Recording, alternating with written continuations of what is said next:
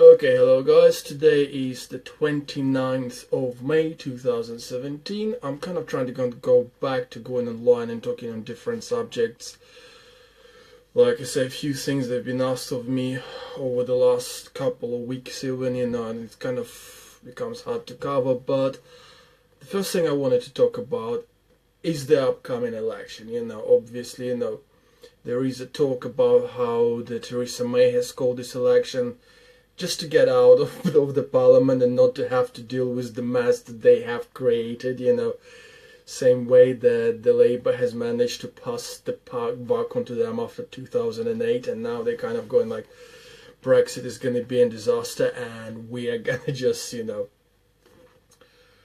pass it on the buck to whoever comes after us, or whether they're trying to get as much power as they can because they thought, look, we're very high in the ratings right now, so there's nothing we can do wrong. Obviously they kind of went really wrong about that. So what's this all about? And obviously how can we do the best out of the worst situation? And in my personal opinion,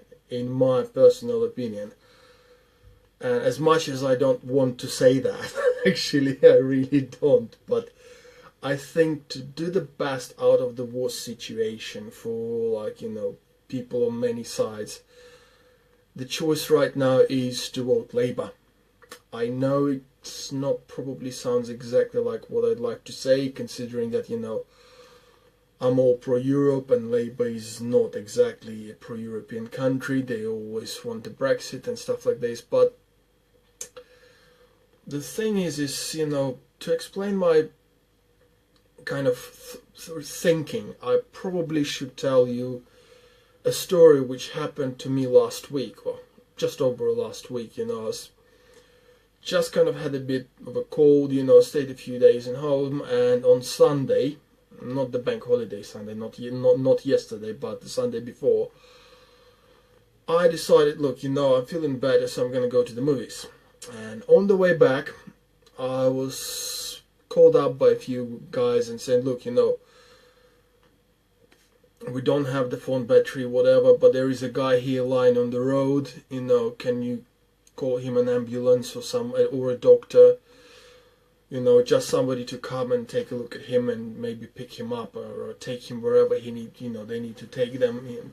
Obviously, we're not exactly a medical expert, so I did phone up the 911.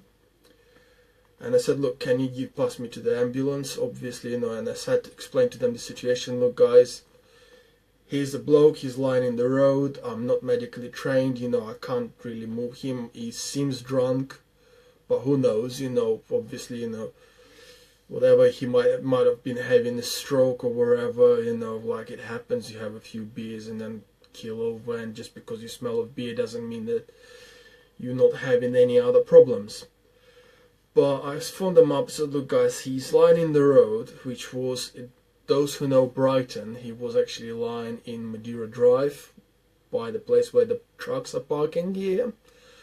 And those who know Brighton, they know that, look, it's not just the fact that he was actually lying on the asphalt on not the warmest night in the year, it was about like plus 10, 12 degrees. But it's also the fact that there's quite often down this road, there's like cars passing by, there's like boy racers that trying to kind of go as fast as they can. So, he rolls or something like this out of the shadow onto the road, and, not just this guy dies, but somebody's life is kind of screwed because they just basically drove over the car over a guy and killed him. Probably the car flipped because they're not actually going slow there. So quite a few things together, so I phoned them up and said, look guys, he's lying on the road, he does seem to be tip drunk, but I'm not guaranteeing this because, I'm not a medic. So can you send somebody over and pick him up, if it's not if they did not send an ambulance, but just kind of pass it on to just a normal doctor or whoever else, that would be fine. But they said, look, somebody's coming your way, and then, after about 30 odd minutes, I stayed there and said, look, what's going on? Can somebody come? Is somebody coming? They said, yeah, somebody on your way.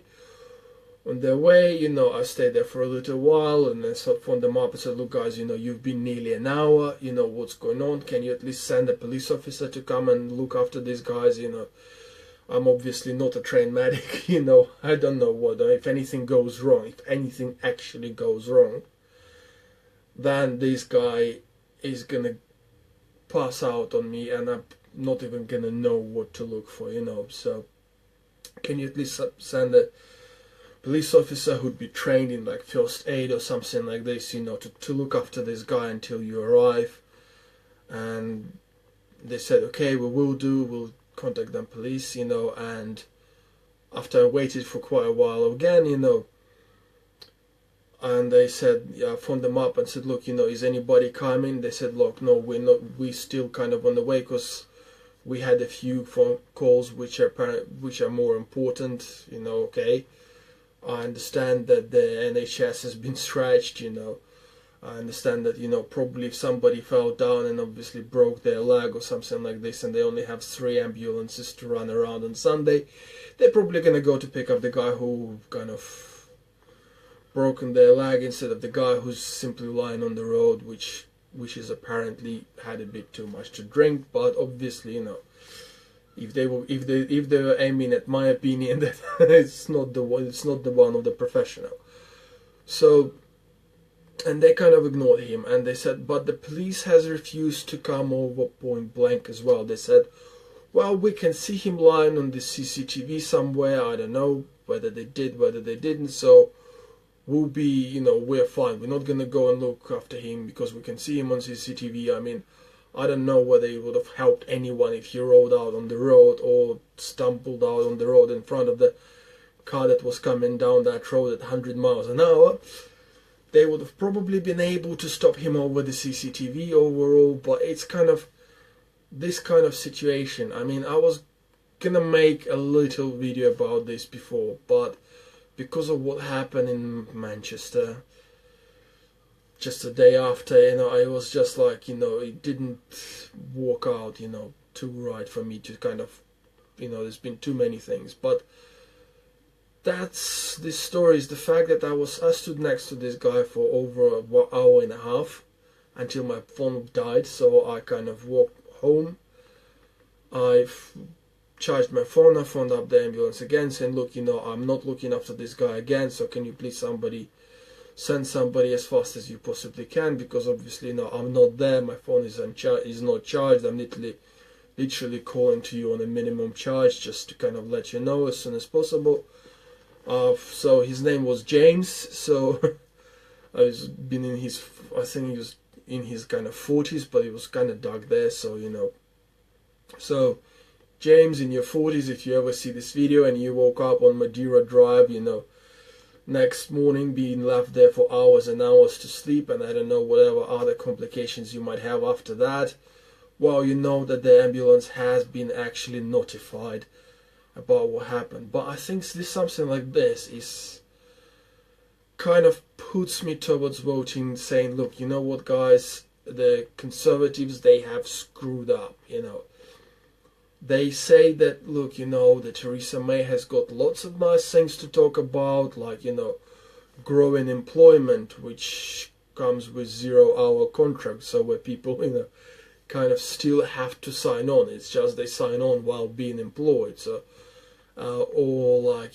falling deficit, but again, the way when I look at the way they've achieved that fall in deficit, I kind of have to go like, well, actually, that's probably has not been the right way to do it, or a few other things that they apparently have achieved over the 7 years they've really been in power, including the Brexit referendum, which is, obviously, we all understand now that they have never thought they will lose the referendum, and they just never prepared for anything that would come after it. So at this point of time, they're not ready for the Brexit. They have managed to piss off everyone around UK, with their weight throwing about. Obviously, they've managed to do all that. And so you know, overall. And the other problem I find that, you know, obviously people will say, okay, except Labour, we have Lib Dems, we have Greens, you know, we have UKIP. Well, you know, I'll leave UKIP for UKIP. I mean, say, not even going to go there. And obviously you have to kind of say, okay, what is it going to happen? Okay, if we vote Greens, what will happen? Well, they do have, say, not bad policies, but overall, I just don't believe they have the support among people to get that up there to be able to fight Conservatives, you know.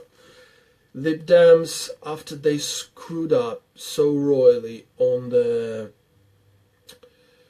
student fees, after, you know, they have managed to push away all the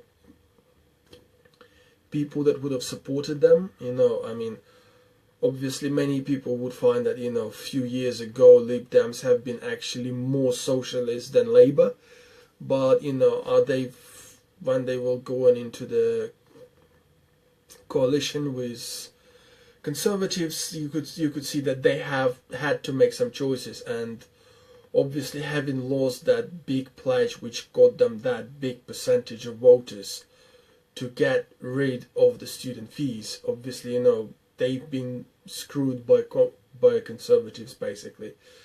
And I don't believe they will get again the kind of support that is required to beat Conservatives, you know. So again, you know, my call would be to people, obviously, yeah, go vote, but who do we vote for? Obviously, you know, I'd say my personal choice, as I say, is Labour. And I do have to admit that I don't actually like Jeremy Corbyn very much. Because for a lot of time he was saying, look guys, you know what, let's hold hands and sing Kumbaya. I also don't like what's been happening in the Labour Party over the last few years, where they don't understand where they're going. Obviously, you know, I do like the fact that they're becoming more socialist. Some of you might have actually seen my talk about the fact that socialism and capitalism, they're not supposed to fight each other. They're supposed to work together, you know. Obviously, it's kind of very bad when your left hand and right hand trying to kill each other, you know. It's, you know, probably very hard to have a meal after that, you know, if your left hand tries to poke a fork into your right one and the right one tries to chop you, to slice your left one off, you know, with a knife. So obviously, you know, with all that, you know, we can't. But if I were to look at the balance of what they want to achieve, you know, on how they're going to fight with the deficit, how the current achievements with the deficit fighting has been achieved, you know, how's all been done, you know, I do have to say that unfortunately at this point of time the only party that is capable of beating Conservatives, and which is, you know, people should probably vote for, is, despite the probably likes for the Greens or Lib Dems, would be Labour. And why do I think that Labour is worth voting for as well? I've actually read what they wrote in their, whatever it's called, their election choices, election promises. Obviously, in some cases, I think there is more things they could have done, you know, but overall, their strategy seems to be a bit more sensible. Obviously, we've already seen Conservatives telling us about how they're gonna, you know, first charge people for care by getting them to pay it off their houses, you know, but obviously this is gonna be like, okay, this is gonna work for another generation. The problem is that the generations that are coming up after that, so like, I don't know, not even my generation, but the generation which is like, you know, one or two above me, people in their 40s, in their 50s now.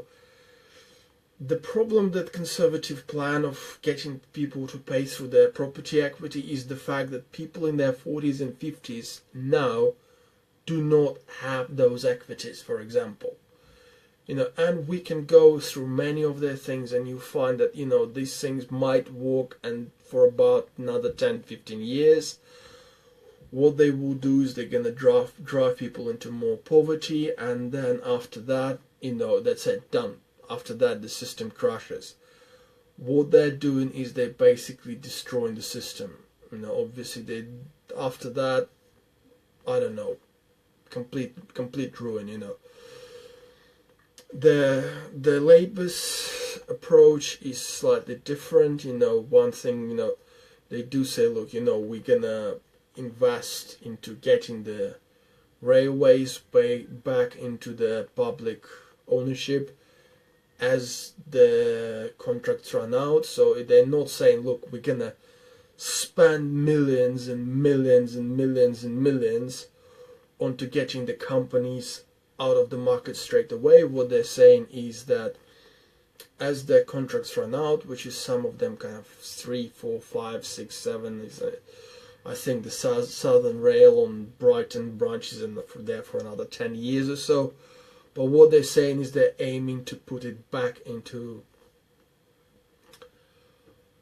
the ownership of the government. And obviously, people say, oh yeah, but the government's gonna spend too much money on this. But to be honest, look guys, at this point of time, the government is giving those companies millions of pounds, so they're giving so they could have as well been spending those millions of pounds directly on the rail in UK, rather than giving this to the companies, many of whom have the owners which are from abroad and belong to the governments of other countries. I think it was Germany, France, Holland, China, and someone else. So public transport should belong to the public. I mean, it should be, even if it's not making a lot of money, but the expenditures on public transport should not be the expenditures on profit of private companies. It should be expenditures on private transport.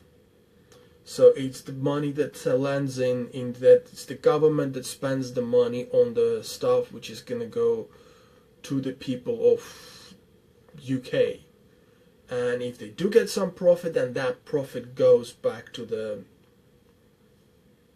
actual government. It doesn't go back to a government of another country. So again, this was kind of an insane idea, but they kind of say the Labour finally starting to go back to that kind of, they say, look, we're going back to the 70s. Well, many people who voted for Brexit, they wanted to go back to the 70s.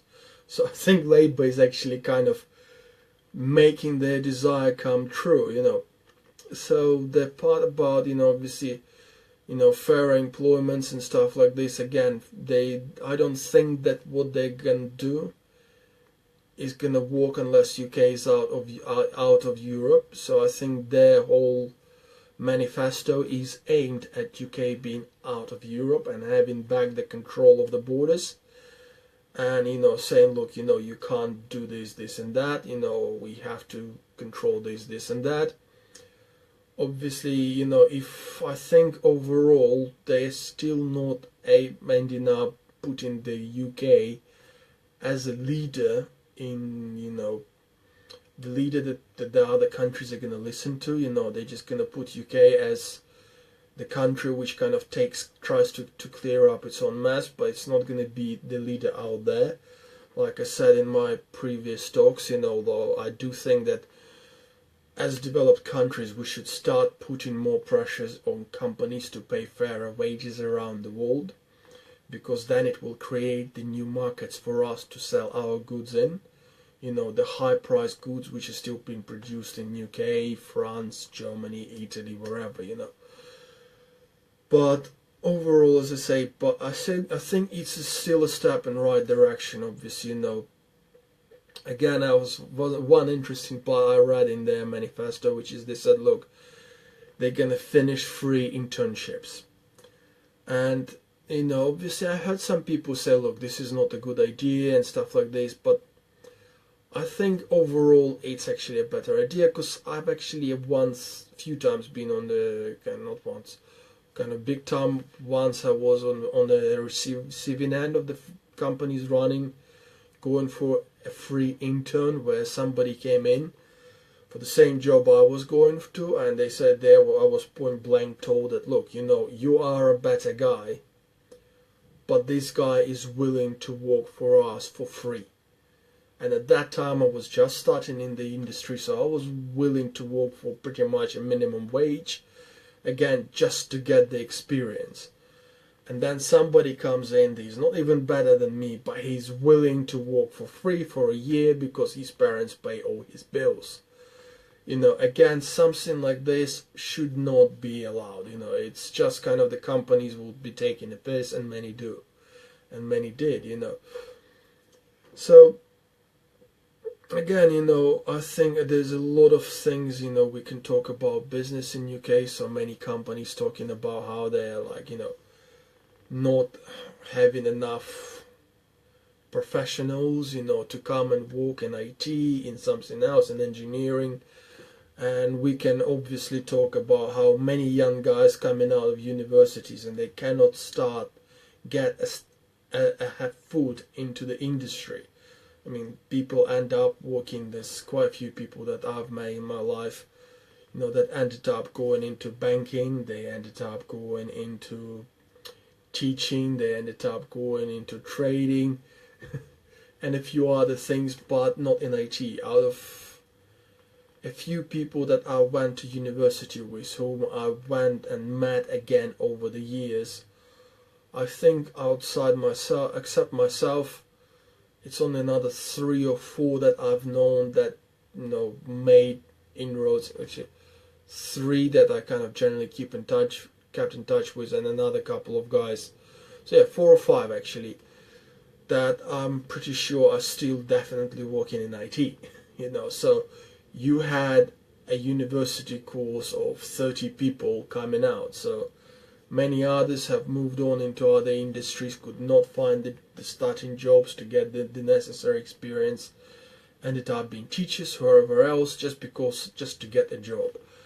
So again, it's kind of something we can put at the feet of the companies, and to say that, look, you guys cannot just bring many professionals in for very cheap from abroad. So I think that's what they're saying. And overall, I think they're trying to do it again from the principles of looking that, look, we're having a Brexit, we're getting out, so we're going to try and, make it work. But at the point where, people are actually, we have this internal control. So is this good or bad? I think, overall for the locals, it's good. I don't think that Brexit is going to help them very much. Because again, overall it's going to be like a bit of a disaster. From my point of view, I still look at this. Just recently talking to somebody who said that, look, he's a consultant. He works with a lot of companies in Europe, and they already put in Brexit clause to him. The guy is actually from Scotland, and the companies put in the Brexit clause saying, look, mate, if the Brexit happens the way it happens, we will not be able to work with you anymore. So you'll not be getting any of the paychecks you were getting anymore now. So again, it's not helping. I know that my biggest paychecks came from Europe in the last few years, and obviously myself at this point of time just looking to move to Europe, because overall this lifestyle in there is kind of is more level, if you see what I mean. And I think what if the Labour works out, I think if they manage to stay in power for the next 10-15 years, and the people like with at least those inclinations that Corbyn had manage to keep their stuff like on a level, manage to keep their walk through, then I think in the next 15-20 years UK stands a chance to kind of leveling out the lifestyle. I mean, I say it will take a big changes in psychology of businesses, which has been, brought to this point of time. Again, it didn't happen overnight. It happened ever since 1980s. So it took them, 30 years to get to the point where we're now. So it will take another 20-30 years if things to balance themselves out. But overall, I think Labour kind of provides a more reasonable approach to economy, a more reasonable approach to the fact that, look, we have to do the basics, we have to support the people at the basic level, over than just trying to kind of give people at the top the lots of money and hoping that the money is going to trickle down. I don't think one thing, I think you say another thing, which is obviously a big question I've been talking about and always mentioning it in my talks before, is renting and property markets. I don't think that the Labour is going far enough and being socialist enough in their approach to letting market. Okay, it's overall the problem I find with the letting market over these years is that it has gone from a safe investment where you could put in the money and you knew your money will be safe. You knew that the properties will always be kind of valued, and you can always let it out for a little profit. Like 1-2% a year on the turnover. So if your turnover on the property was like 300 quid a month, so it's like 3,600 a year, then you knew that you kind of would get another like 50, 60, 100 quid a year. Obviously the if you put a bit more time into that and do the property running yourselves, then you could get a bit more, but it wasn't like a big profit maker. Over the last, say, since about 90s, 30s, that culture has built up that the properties are supposed to be making you a lot of money. This psychology has built up, and it's kind of shows the first stages of the crisis, because the property markets are crashing now, and I think they're gonna crash again, no matter what Labour does. But I think what Labour needs to do overall, it would be nice to see them doing, is saying, look, we're going to learn from what Germans did just recently in Hamburg. I believe that happened. What happened was that they just went and said, look, you know what, guys, you bought this big building and you were keeping it unoccupied for years. I think the buildings were kept unoccupied for since 2012. So what the local government has said is that, look, if you're not going to occupy the buildings yourselves, we're going to take them away from under your control. So they're going to still be your property. You can still sell them if you want to, but then but before you do this, you're going to have to deal through that thing of, we're going to give the properties put them into a trust, and the trust is gonna fix them up because the properties fell into disrepair, and we're gonna let them out. We're gonna let those flats in those buildings out so that people can live there for a reasonable amount of money, social kind of housing type of thing. And then obviously any profits that come from that, obviously we're gonna go to pay for the repairs. If you want to do something with the buildings beforehand, you're obviously gonna have to pay for the repairs that we paid for. So you're gonna be sent a bill, and then we can obviously deal with it after that.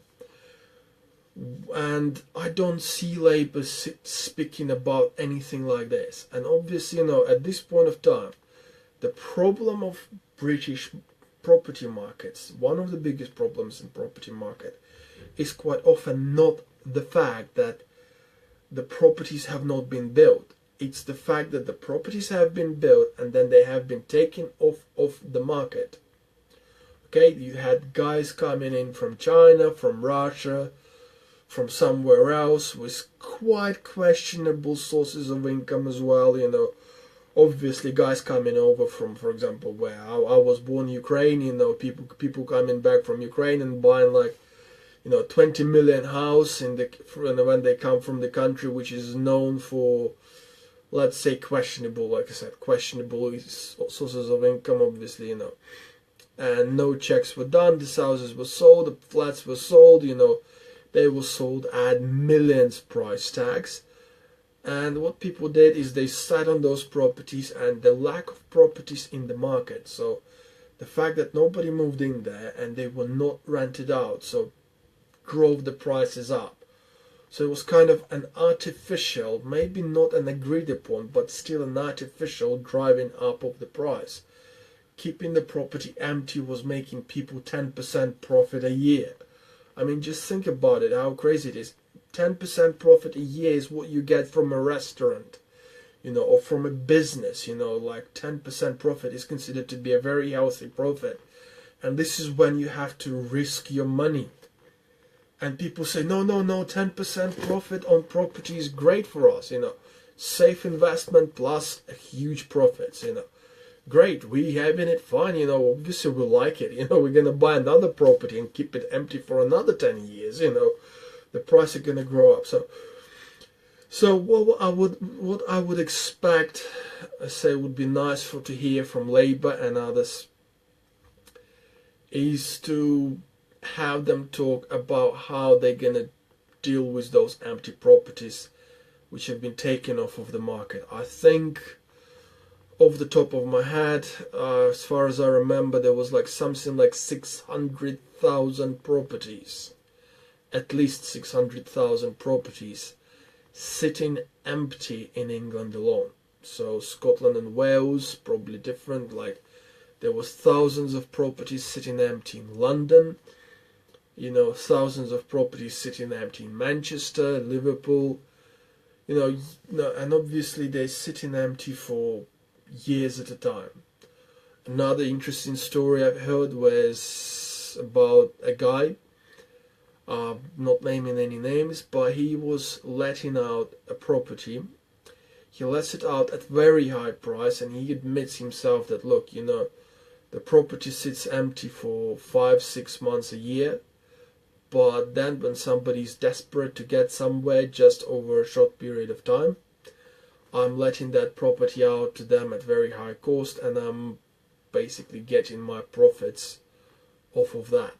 So, obviously he says, look, I'm better off keeping the property sitting empty with nobody using it and then getting high profits over the short period of time, rather than having a property constantly in use, obviously, wear and tear and stuff like this, and then getting same profit or maybe slightly larger. So overall, I think they're not doing enough on property. I mean, I do welcome their talk about investing into building more properties. They say they're going to build 220,000, but again, they say over 5 years, so it's about 44,000 properties a year. It helps, it would help, but again, once you have hundreds of thousands of properties which are sitting empty, which are kind of collecting dust, it's just in kind of silly to not do anything about them. So again, I would like to hear Labour say more about that. And I think, one of the things I thought is, I've looked at the petitions website, on the UK petitions website. Independently of whether I get a job before the election or not, whether I'm leaving or not leaving UK, I will raise a petition that I hopefully will deal specifically with the issue of empty properties and how to deal with them. Obviously, because this way, we can get a lot more properties on the market. I think the talks about where there's a huge multi-storied buildings sitting in the center of London, and there's only 4 or 5 flats which are actually being used in them. Everything else sits empty. Even if the owners of those flats kind of say, look, what, are we gonna find some student that's we're gonna allow us to stay in that flat for entirety of their university, for cheap or for free or whatever, it's still gonna be a good thing. At least it takes thousands of people of the properties, which can be then separated and divided and given to other people. So overall, but again, out of all the, say, parties, I think Labour has got a reasonable manifesto. I did look at the Green Manifesto, for example, and but there was one which is like, again, for example, talking on properties, kind of made me laugh, because what they said is, we're gonna aim to make the cost of the property to be no more than 30% than an average income in the area. And I looked at that, and now it kind of made me laugh, because obviously you have areas where there's lots of people that will be like on minimum income, and all you have to have is one guy in that area which has over $1 million a year, and it's not a big stretch. There's a few guys which kind of be living not just in London.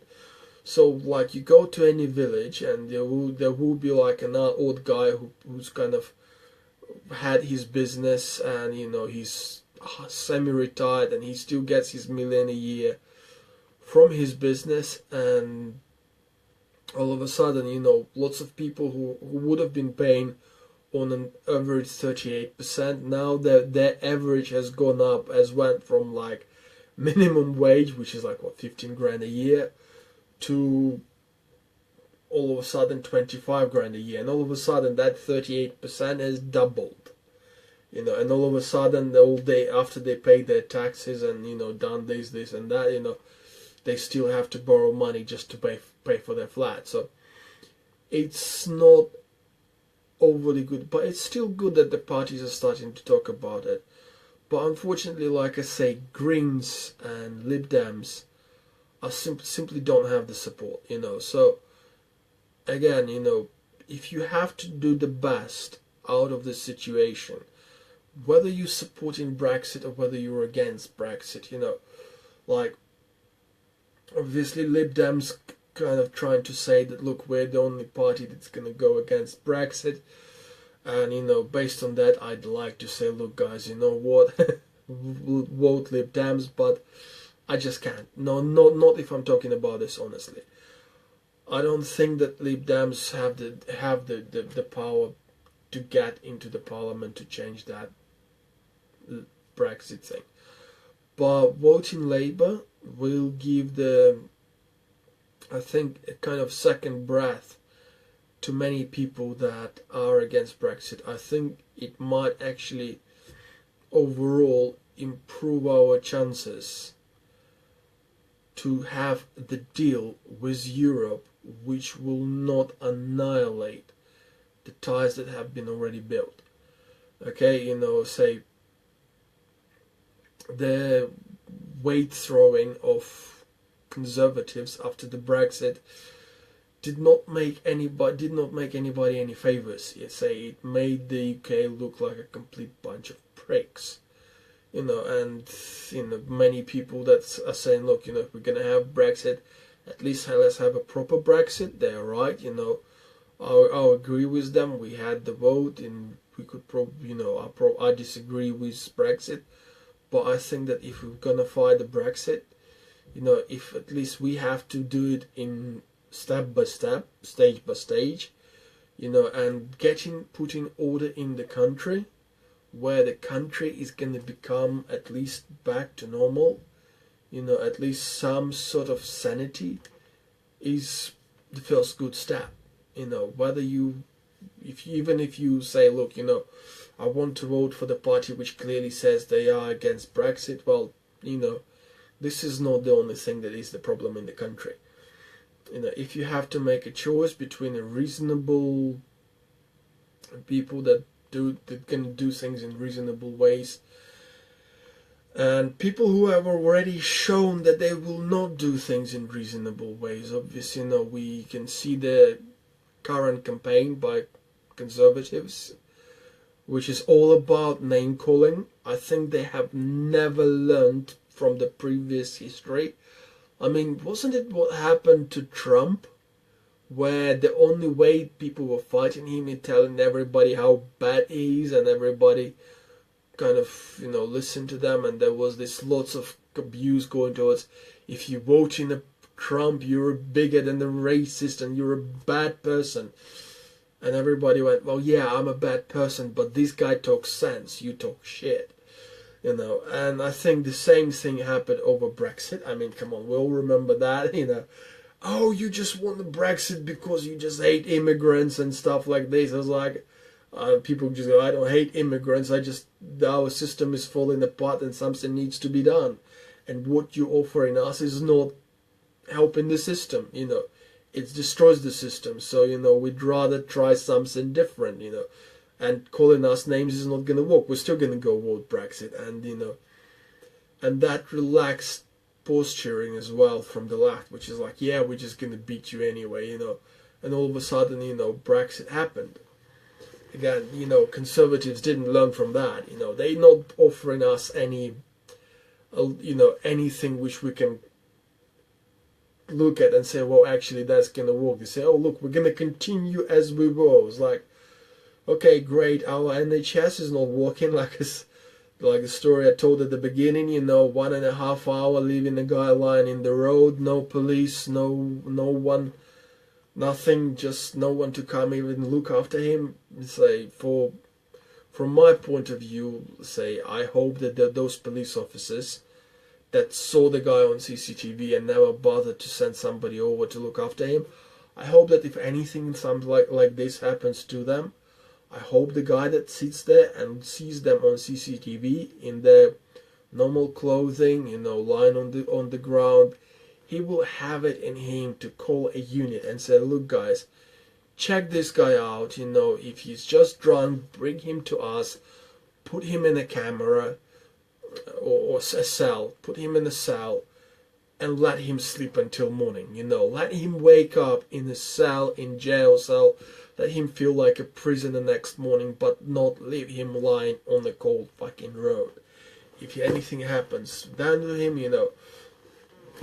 and I'm sure all those police officers are going to be more than happy to wake up in the jail cell, and then telling everyone how they are a police officer and why have they been arrested.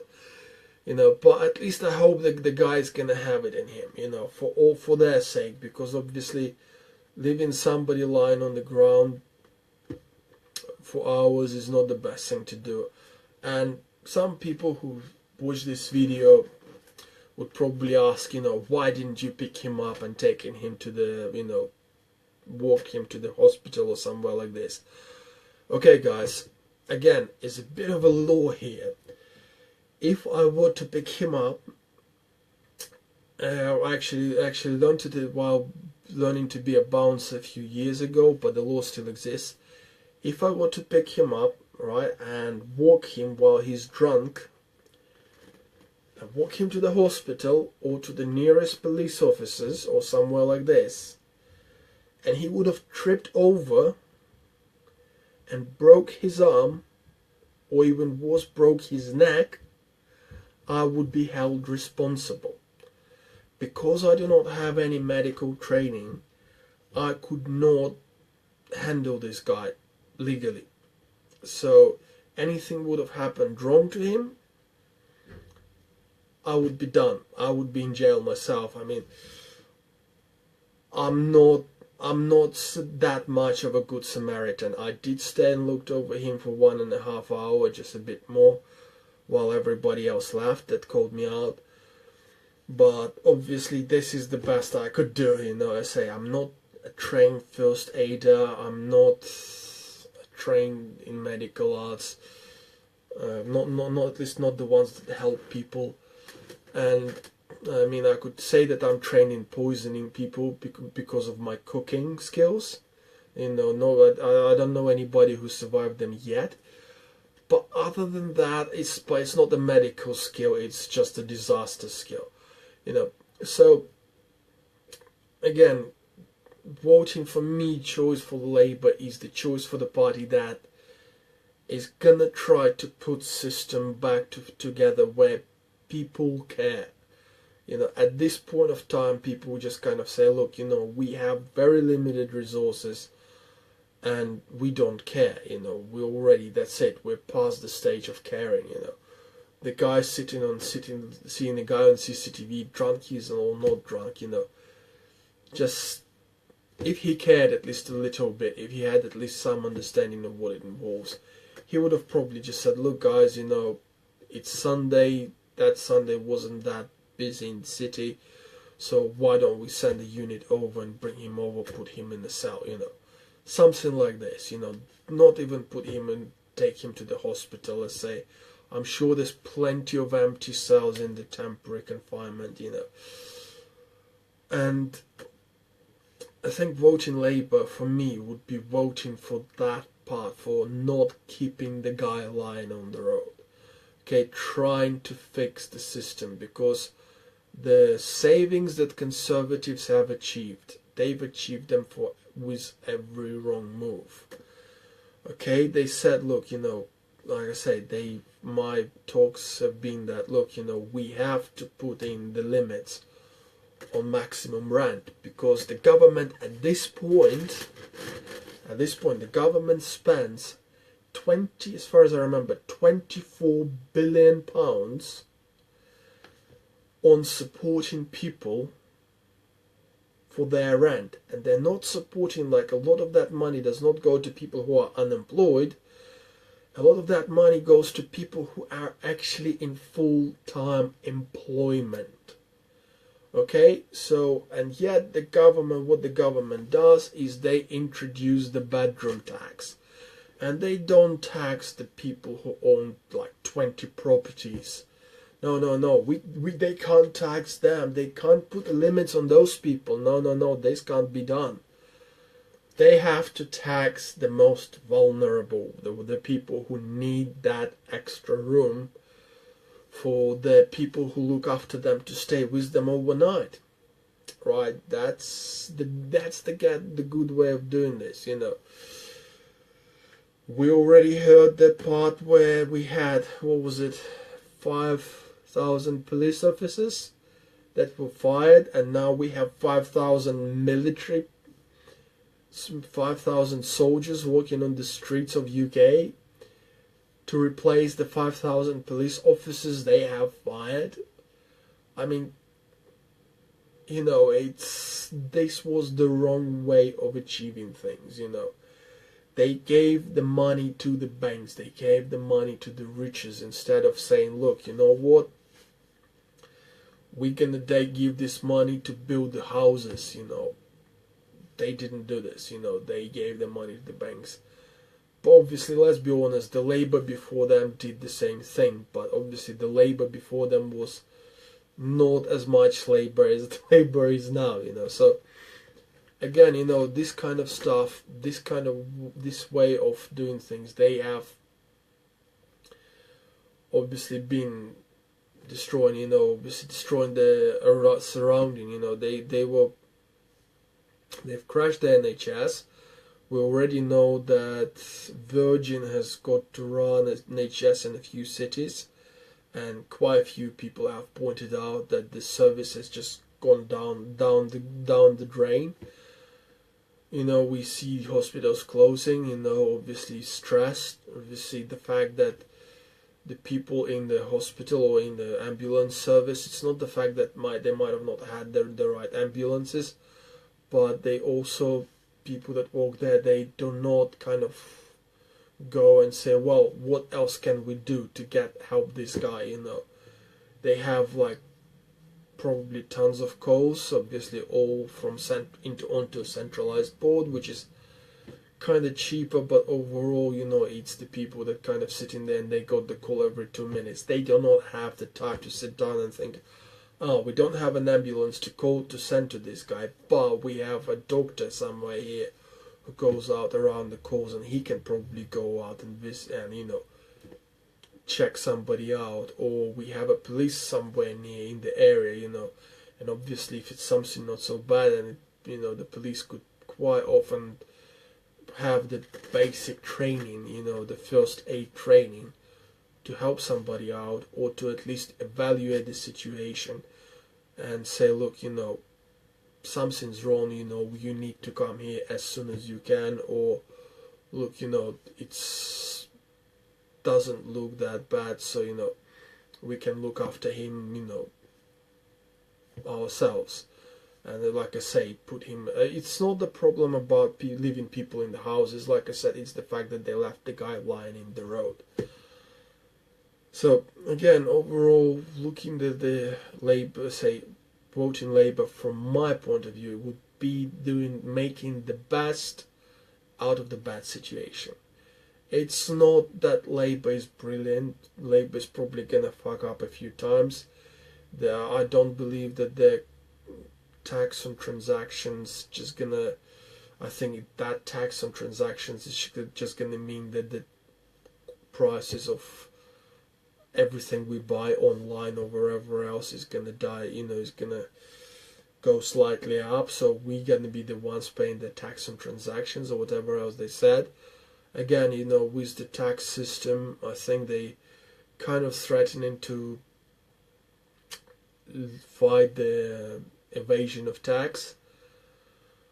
Overall, I think that the tax system needs to be completely redone, and again, I don't see that from them. I think they're still going to be kind of biting on the edges without saying, look, you know what, this is the new tax system, it fits into 3 pages, and there is no way to avoid paying tax in this system. So this is what you get, what people are going to have to pay, and this is how it's going to be calculated. So there we go. So yes, this could work, this should work, but again, I don't think they have what it takes to go and do this, but I don't think many governments these days will. I mean, the Labour, so overall, they will screw up a few things, obviously. We kind of expect them to do that, but I think their aim, their target is way better. And again, it's kind of, as they say in business, if you aim this high, or like this high, and you hit here, it's okay. But if you aim this high and you hit here, then it's not okay, and obviously I think the problem with conservatives is that they are aiming here. So it's not that they're aiming here, they're aiming here. And they will go all the way down. They will screw things up. I just don't believe in them. And I do understand then that many people might think that Theresa May is some sort of a new Margaret Thatcher. No, she's not. No, it's a completely different level. She's not a leader. Again, we recently had this conversation, is how long it's going to start telling us after the Manchester that, look, it's only the strong leadership that she's providing us, it's going to take us to the fight with the terrorism. Well, it doesn't work. But I do have to point out there's been plenty of Muslims living in UK in the 80s, in the 70s, in the 90s, and there's been plenty of terrorist organizations that've been trying to recruit UK people back then to even blow something up in UK, and yet it wasn't happening. So something must have changed that the strong leadership did not correct. And I think it's part of is the social levels that's been dropping consistently from 1970s. Talking to many older Brexiteers who were kind of saying, look, I was lucky to do so, and they said few guys, that are way older than like the usual 60. I think they were like in the 70s, 80s, and they both said, look, we would like to go back to the way we were in the 70s, in the 80s. We remember how it's been, and we think it's being part of the European Union which destroyed us. Well, we disagreed with them on that point of view.